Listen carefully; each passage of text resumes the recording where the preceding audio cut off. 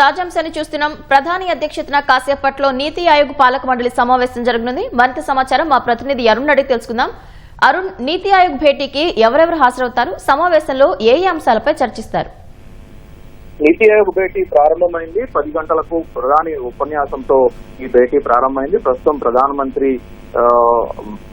ముఖ్యమంత్రులు, నీతి ఆయోగ్ లో ఉన్నటువంటి సభ్యులుగా ఉన్నటువంటి ముఖ్యమంత్రులు, అదేవిధంగా కేంద్ర పాలిత ప్రాంతాల లెఫ్టినెంట్ గవర్నర్లతో కలిపినటువంటి ఈ భేటీకి నీతి ఆయోగ్ ఉపాధ్యక్షుడు, ఆయనతో పాటుగా నీతి ఆయోగ్ లో సభ్యులుగా ఉన్నటువంటి వారంతా హాజరయ్యారు. ఈ భేటీలో ప్రధానంగా వికసిత భారత్ రాజ్యం, అదేవిధంగా వికసిత భారత్ 2047 అనేటువంటి ఒక ఇతివృత్తంగా ఇదే థీమ్ గా ఈ రోజు దేశవ్యాప్తంగా ఉన్నటువంటి పరిస్థితులు, ఆయా రాష్ట్రాల్లో ఉన్నటువంటి పరిస్థితులకు ఆకలింపుగా ఆయా రాష్ట్రాల్లో ఉన్నటువంటి పరిస్థితులకు అమలు చేసే విధంగా దీన్ని ముందుకు తీసుకెళ్లాలని చెప్పి సిద్ధమయ్యారు. దీనిపైన ప్రధానంగా చర్చలు జరగబోతున్నాయి. దేశవ్యాప్తంగా అన్ని రాష్ట్రాల్లో వికసిత భారత్ 2047 ఒక విజన్ గా కేంద్ర ప్రభుత్వం ఇప్పటికే ప్రకటించింది. ఆ విజన్ అంటే 2047కి భారతదేశానికి స్వాతంత్ర్యం సిద్ధించి 100 సంవత్సరాలు పూర్తవుతున్న నేపథ్యంలో ఇప్పటికీ భారతదేశం అభివృద్ధి చెందుతున్న దేశంగానే ఉంది. కాబట్టి ఆ విధానాన్ని మార్చి 2047కి అభివృద్ధి చెందిన దేశంగా భారతదేశాన్ని రూపాంతరం చేయాలి, ఆ విధంగా మార్చాలి అనేటువంటి లక్ష్యంతోనే వికసిత భారత్ 2047 కార్యక్రమాన్ని కేంద్ర ప్రభుత్వం స్పష్టంగా ప్రకటించింది. దీంట్లో భాగంగానే అన్ని రాష్ట్రాలు, కేంద్ర పాలిత ప్రాంతాలు, స్టేక్ హోల్డర్స్ అంతా కూడా పూర్తి స్థాయిలో తమ సహకారాన్ని అందిస్తేనే ఈ రకమైనటువంటి అభివృద్ధి చెందిన దేశం అనేది సాధ్యమవుతుంది అనేది ప్రధానమంత్రి స్పష్టంగా అన్ని రాష్ట్రాలకు, అదేవిధంగా కేంద్ర పాలిత ప్రాంతాలకు, స్టేక్ హోల్డర్స్ కు, మిగిలిన భాగస్వాములందరికీ ఇప్పటికే స్పష్టం చేశారు. ఆ దిశగానే అన్ని రాష్ట్రాలు, ఆయా రాష్ట్రాల్లో ఉన్నటువంటి పరిస్థితులు, వారు అమలు చేస్తున్నటువంటి విధి విధానాలు కొత్తగా అంటే అభివృద్ధి చెందిన దేశంగా రూపాంతరం చెందాలి అంటే రాష్ట్రాలు అభివృద్ధి చెందాలి. అందుకు అనుగుణంగా రాష్ట్రాలు చేపడుతున్నటువంటి అభివృద్ధి కార్యక్రమాలపై ప్రధానంగా దృష్టి సారించబోతున్నారు. ఆయా రాష్ట్రాల్లో అమలు చేస్తున్న విషయాన్ని కూడా ముఖ్యమంత్రులు వివరించబోతున్నారు. ఒక్కొక్క ముఖ్యమంత్రికి, గవర్నర్ కి 7 నిమిషాల సమయం నీతి కేటాయించింది. ఈ 7 నిమిషాల సమయంలోనే పూర్తి స్థాయిలో ఆయా రాష్ట్రాల్లో ఉన్నటువంటి పరిస్థితి, కేంద్రం చేపట్టాల్సినటువంటి చర్యలు, కేంద్రం వైపు నుంచి తమకు అందించాల్సినటువంటి సహకారం వంటి అనేక అంశాలపై ప్రస్తావించబోతున్నారు. వీటిలో భాగంగానే ఈ రోజు జరిగేటువంటి చర్చల్లో ఎకో సిస్టమ్ ను, ఒక వ్యవస్థను తయారు చేయటము, టైర్ 2, టైర్ 3 సిటీస్ లో మ్యానుఫ్యాక్చరింగ్ రంగాలను అభివృద్ధి చెందించటము, దాంతో పాటుగా టైర్ 2, టైర్ 3 సిటీస్ లో సర్వీస్ సెక్టార్ కు, సేవల రంగానికి ఎక్కువ ప్రాధాన్యత ఇచ్చి వాటిని మరింత అభివృద్ధి చెందేలా చేయటము, ఎంఎస్ఎంఈకి సంబంధించి గ్రామీణ, అదేవిధంగా అర్బన్ కి సంబంధించి, పట్టణానికి సంబంధించి 2 విడివిడి అంశాలను ప్రత్యేకంగా చేపట్టబోతున్నారు. ఎంఎస్ఎంఈ ప్రాజెక్టులను ఉపయోగించుకొని ఎంప్లాయ్మెంట్ జనరేషన్, ఉద్యోగాల సృష్టిని పెంపొందించటము, దాంతో పాటుగా ఆదాయాన్ని పెంపొందించే విధంగా చేయాలనేది మరొక అంశంగా చేపట్టారు. అదేవిధంగా గ్రీన్ ఎకానమీ, రెన్యూబుల్ ఎనర్జీ, పునరుత్పాదక ఇంధన వనరులు ఉపయోగించుకోవటము, దాంతో పాటుగా ఆదాయాన్ని మరింత అంటే పునరుత్పాదక ఇంధన వనరుల ద్వారా ఆదాయాన్ని పెంపొందించేటువంటి చర్యలు ఏ విధంగా ఉండబోతున్నాయి అనేది దానిపై కూడా చర్చలు జరగబోతున్నాయి. సర్క్యులర్ ఎకానమీకి సంబంధించినటువంటి విషయంలో కూడా ప్రధానంగా ఎంఎస్ఎంఈ కావచ్చు, మిగతా తయారీ రంగాలు, వీటన్నిటిని ఇప్పటి వరకు మెట్రోపాలిటన్ నగరాలకు మాత్రమే పరిమితమైనటువంటి విధానాన్ని ఇప్పుడు 2-3 స్థాయి నగరాలకు కూడా చేర్చాలి అనేది ప్రధాన లక్ష్యంగా పెట్టుకున్నట్లుగా తెలుస్తోంది. దీంతో పాటు ఆంధ్రప్రదేశ్, తెలంగాణకు సంబంధించినటువంటి ముఖ్యమంత్రులు కూడా తమ రాష్ట్రాల్లో చేపట్టినటువంటి అనేక ప్రాజెక్టులు, అదేవిధంగా దేశానికి ఉపయోగపడేటువంటి వివరాలన్నింటినీ కూడా అందించబోతున్నారు.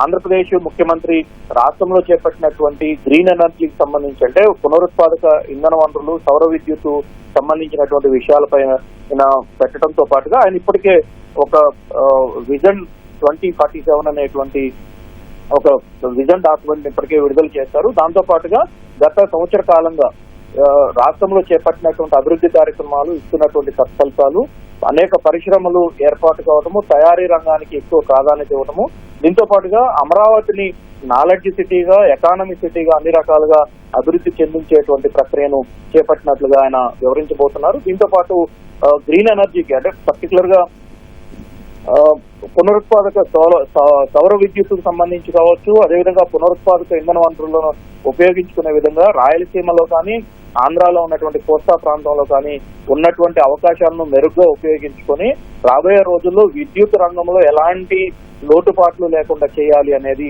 ఆయన దృష్టి సారించారు. దాంతో పాటుగానే కోస్తా ప్రాంతం మొత్తాన్ని ఉపయోగించుకొని అన్ని చోట్ల తయారీ రంగానికి, ఉద్యోగాల సృష్టికి విశాఖ కేంద్రంగా చేపట్టబోయే అభివృద్ధి కార్యక్రమాలన్నింటినీ కూడా ఆయన ఈ సందర్భంగా వివరించబోతున్నారు. రాష్ట్ర వ్యాప్తంగా విభజన తర్వాత చేపట్టిన ఉన్నత విద్యా సంస్థల ఏర్పాటు, ఇప్పుడు అన్ని తయారీ రంగాలు డిఫెన్స్ నుంచి మొదలుకొని అన్ని రకాల తయారీ రంగాలకు ఏ విధంగా ప్రాధాన్యత ఇవ్వబోతున్నారు, రాష్ట్రంలో అభివృద్ధి ఏ విధంగా చేపట్టబోతున్నారు, దాంతో పాటుగా జనాభా డివిడెండ్ సంబంధించినటువంటి గత కొంతకాలంగా చెప్తూ వస్తున్నటువంటి విధానాన్ని దేశవ్యాప్తంగా అమలు చేయాల్సినటువంటి ఒక విధాన రూపకల్పనకు సంబంధించిన అంశాలపైన చంద్రబాబు ప్రధానంగా ప్రస్తావించబోతున్నారు.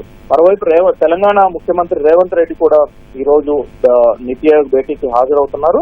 దీంట్లో 2047 నాటికి తెలంగాణ రాష్ట్రం పెట్టుకున్నటువంటి లక్ష్యాలు, సాధించాలనుకుంటున్నటువంటి లక్ష్యాలు, విధానాలు, సుపరిపాలన విధానాలు, రాష్ట్ర అభివృద్ధికి కేంద్రం నుంచి అందించాల్సినటువంటి చేయూత వంటి అంశాలపై ఆయన ఒక ప్రజెంటేషన్ ఇవ్వబోతున్నారు. 1 ట్రిలియన్ ఎకానమీగా, ముఖ్యంగా తెలంగాణ రాష్ట్రాన్ని 1 ట్రిలియన్ ఎకానమీగా రూపొందించేందుకు పెట్టుకున్నటువంటి లక్ష్యానికి సంబంధించిన వివరాలను కూడా ఆయన ఈ రోజు అందరి ముఖ్యమంత్రులకు నీతి ఆయోగ్ భేటీలో వివరించబోతున్నారు. అదే సందర్భంగా హైదరాబాద్ కేంద్రంగా ప్రస్తుతం ఉన్నటువంటి ఐటీ, ఫార్మాకు సంబంధించినటువంటి విస్తరణ, వాటితో పాటుగా తెలంగాణలో అర్బన్ ప్రాంతాలను విస్తరించేందుకు చేపడుతున్నటువంటి ప్రయోగాలు, ప్రణాళికలకు సంబంధించినటువంటి విషయాలు, వీటితో పాటు రీజనల్ రింగ్ రోడ్డు, రేడియల్ రోడ్లు, dry port, young India sports university వంటి అనేక అంశాలు, స్కిల్ యూనివర్సిటీ వంటి విషయాలను కూడా ఈ సందర్భంగా ప్రస్తావించి దేశానికి భిన్నంగా, దేశంలో మిగతా రాష్ట్రాలకు భిన్నంగా తెలంగాణ ఏ విధంగా ఉంది అనేటువంటి విషయాలన్నింటినీ వివరించడంతో పాటు ఇటీవల సాగునీటి రంగంలో కావచ్చు, వ్యవసాయ రంగంలో చేపట్టినటువంటి పలు విప్లవాత్మక మార్పులతో పాటు సామాజిక సాధికారతలో భాగంగా తెలంగాణలో ప్రయోగాత్మకంగా చేపట్టి విజయం సాధించినటువంటి కులగణనకు సంబంధించినటువంటి వివరాలను కూడా ప్రజెంటేషన్ ద్వారా తెలంగాణ ముఖ్యమంత్రి రేవంత్ రెడ్డి ఈ రోజు నీతి ఆయోగ్ భేటీలో వివరించబోతున్నారు. మొత్తం భేటీ సాయంత్రం 5 గంటల వరకు సాగుతుంది. సాయంత్రం 5 గంటలకు ప్రధాని నరేంద్ర మోడీ కంక్లూడింగ్, అంటే ఈ సమావేశం ముగిసే సమయంలో దేశానికి ఒక సందేశం ఇవ్వడం కోసం, అదేవిధంగా ముఖ్యమంత్రులు లేవనెత్తినటువంటి అనేక అంశాలను ప్రస్తావిస్తూ ఆయన ఉపన్యాసం చేయబోతున్నారు. ఆ తర్వాత ఈ రోజుకి నీతి ఆయోగ్ భేటీ ముగిసిన తర్వాత ఒక తీర్మానానికి సంబంధించినటువంటి వివరాలను కూడా నీతి ఆయోగ్ ఉపాధ్యక్షుడు, అదేవిధంగా సభ్యులు వెల్లడించబోతున్నారు. ధన్యవాదాలు అరుణ్.